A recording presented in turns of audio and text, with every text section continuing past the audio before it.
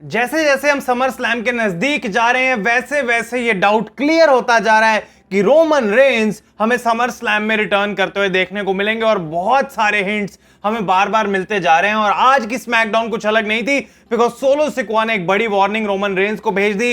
इतना ही नहीं, सिर्फ वर्ल्ड चैंपियनशिप नहीं, टैग टीम टाइटल्स भी अभी नई ब्लड लाइन जीतना चाहती है गाइस। तो आज स्मैकडाउन में जो भी हुआ उसको हम डिस्कस करेंगे। आप वीडियो को एंड तक देखते रहें, चैनल पर नए तो सब्सक्राइब करें और नोटिफिकेशन बेल भी ऑन कर लें बिकॉज आज 12 बजे आने वाली है Q&A video and the content will just keep getting better on wrestle India. तो ये शो सीधा स्टार्ट होता है बैकस्टेज सेगमेंट्स और मुझे लगता है कि ब्लड लाइन ने बहुत अच्छे तरीके से सोचा।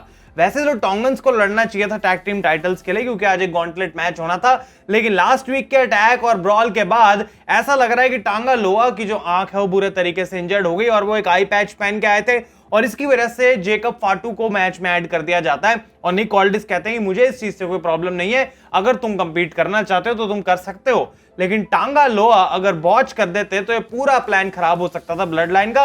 ये बात सोलो सिकोआ भी जानते थे, इसलिए जेकब फाटू को इस मैच में डाला गया अपने जो चांसेस हैं उनको ऑलमोस्ट गारंटी करने के लिए। आई डोंट नो कब किस पॉइंट पे एग्जैक्टली टांगा लोआ को वो चोट लग गई, लेकिन जितनी ज्यादा चोट वो दिखा रहे थे ये मेरे को लगता है भाई मेरी पूरी एक स्मैकडाउन मिस हो गई कि एक इतना बड़ा अटैक टांगा लोआ पे मैंने मिस कर दिया।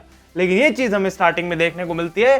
लेकिन एक्चुअली में ये शो स्टार्ट होता है एक मैच से जो कि था एले नाइट और सैंटोस एस्कोबार। और आप लोगों को मैं बता दूं कि ये स्मैकडाउन आज एक्चुअली में लाइव नहीं थी, ये एक टेप्ड शो था बिकॉज WWE इस समय टूर कर रही है जापान में और वहां पे क्योंकि बड़े सुपरस्टार्स को ले जाना जरूरी होता है और टाइमिंग्स बिल्कुल उल्टी सीधी हैं तो वो लाइव नहीं कर सकते थे आज की स्मैकडाउन को। तो लास्ट वीक इसको टेप कर लिया गया था, ये मैच यहाँ पे हुआ और इसमें लोगन पॉल आ जाते हैं बीच में और वो डिस्ट्रैक्ट करने की कोशिश करते हैं एले नाइट को। वो चीज काम नहीं आई, BFT लगा के सैंटोस एस्कोबार को एले नाइट ने हरा दिया। लेकिन मैच के बाद लोगन पॉल और सैंटोस एस्कोबार भी मिलके ये दोनों अटैक करते हैं एले नाइट के ऊपर। और फिर बैकस्टेज यहाँ पे लोगन पॉल बोलते हैं कि उनको एक कॉल आया है और समर स्लैम में एक बड़ा सरप्राइज वो सबको देने वाले हैं। बायरन सैक्सटन पूछते हैं वो सरप्राइज क्या है, लोगन पॉल बोलते हैं भाई तू पागल है क्या, अभी तो बोला सरप्राइज है, ये कैसा सिली क्वेश्चन है। तो जरूर लोगन पॉल कुछ ना कुछ कर रहे हैं बिकॉज उनके होम टाउन क्लीवलैंड में होने वाली है summer slam. May be Jake Paul वहां पे देखने को मिल सकते हैं, वो कहते हैं मेरी फैमिली वहां पे होगी और मैं एक बार फिर से एम्बैरस करूंगा LA नाइट को।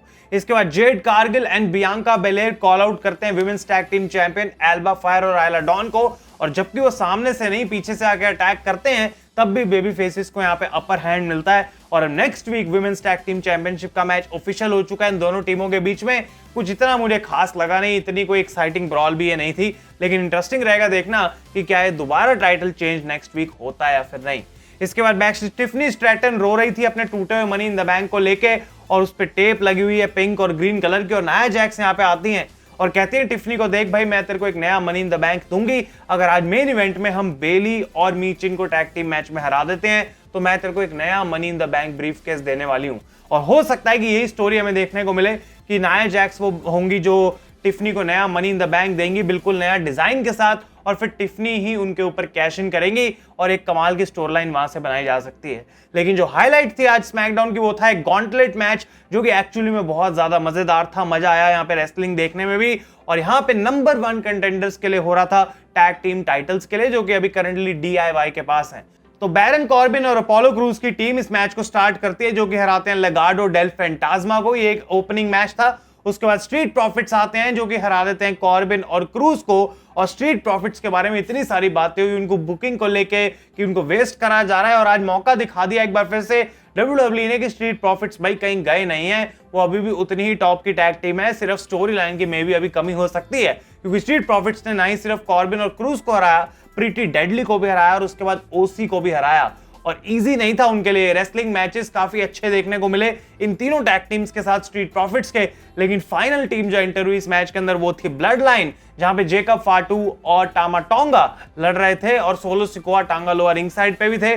और यहाँ पे ऑब्वियसली जेकब फाटू एक बार फिर से बहुत इंप्रेसिव लगे, उन्होंने यहाँ पे हरा दिया स्ट्रीट प्रॉफिट्स को और ब्लड लाइन नंबर 1 कंटेंडर बन चुके हैं टैग टीम टाइटल्स के लिए। एंड नेक्स्ट वीक स्मैकडाउन पे मैच होने वाला है टैग टीम टाइटल्स के लिए एक दिन पहले समर स्लैम से, यानी कि ये हो सकता है कि समर स्लैम के अंदर Bloodline will walk in as the tag team champions. उनके पास ऑलरेडी थोड़ा गोल्ड होगा और उसके बाद सोलो एक और गोल्ड उसके अंदर ऐड करने की कोशिश करेंगे। इसके बाद आते हैं रिंग में ऑस्टिन थ्योरी और ग्रेसन वॉलर और बाहर बुलाते हैं टेरेंस क्रॉफर्ड को, बॉक्सर को। भाई देखो मैं बॉक्सिंग फॉलो नहीं करता, तो मुझे नहीं पता था ये pound for pound best boxer in the world है। भाई सॉरी अगर ये चीज इंफॉर्मेशन मेरे पास नहीं है, लेकिन ऐसा हमें बताया गया। और लास्ट वीक इन्होंने हेल्प करी थी कोडी रोड्स की 8 राउंड डाउन अंडर के अगेंस्ट, और आज ये अपॉलॉजी मांग रहे थे टेरेंस क्रॉफर्ड से। भाई किसी बॉक्सर से अपॉलॉजी मांगो, वो तो बिल्कुल भी सही लॉजिक नहीं है। और ऊपर से ग्रेसन वॉलर बोलते हैं कि अगर तू अपॉलोजाइज नहीं करेगा तो ऑस्टिन थ्योरी तुझे नॉकआउट करेगा। ऑस्टिन थ्योरी कह रहे भाई मुझे क्यों तोड़ा, और इतने में उनको जवाब मिलता टेरेंस क्रॉफर्ड ने ही मुंह तोड़ दिया ऑस्टिन थ्योरी का, उनको यहां पे नॉकआउट कर दिया, और ये सेगमेंट हमें देखने को मिली। इसके बाद कोडी रोड्स अपना रिस्पांस देते हैं लास्ट वीक केविन ओवेंस के अटैक के ऊपर, और उससे एक हफ्ते पहले जो रैंडी ऑर्टन के ऊपर अटैक करा गया।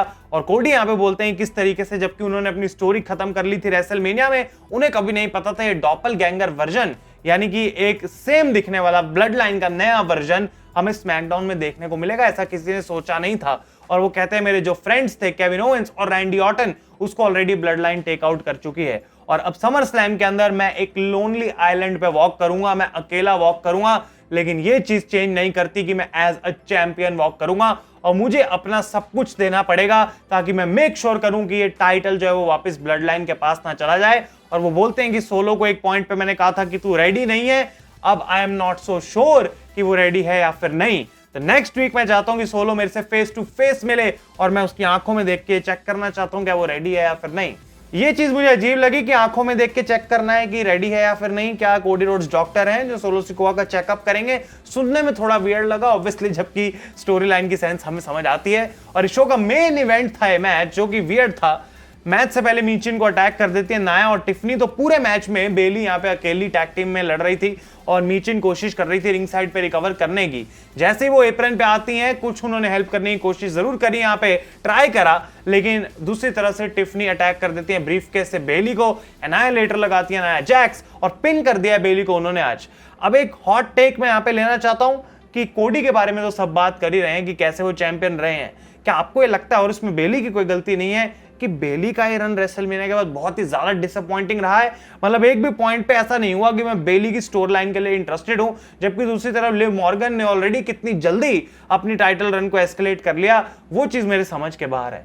तो यहां पे विक्ट्री मिली नाया जैक्स और टिफनी को, और शो एंड होता उससे पहले एक और सोलो सिकोआ का प्रोमो सुनने को मिला, जहां वो एक्सेप्ट करते हैं कोडी रोड्स का face to face challenge next week की स्मैकडाउन के लिए, और वो कहते हैं कि स्मैकडाउन पे अगले हफ्ते पहले blood line tag team gold लेके आएगी, और उसके बाद मैं गोल्ड लेके आऊंगा समर स्लैम में in the form of WWE championship. और वो कहते हैं कि अगर रोमन रेंस को इस चीज से प्रॉब्लम है, तो रोमन रेंस जानता है कि मैं कहां मिलूंगा, और क्लियरली कॉल आउट करा है, क्लियरली वार्निंग दी है कि अगर इस टाइटल जीतने से तुझे कोई भी दिक्कत है तो आजा भाई, रोक के दिखा मुझे। और ये हिंट तो इस हफ्ते ड्रॉप कर दिया गया, अगले हफ्ते क्या हिंट ड्रॉप करा जाएगा वो काइंड ऑफ कंफर्म करेगा कि रोमन रेंस शो अप करने वाले हैं समर स्लैम में।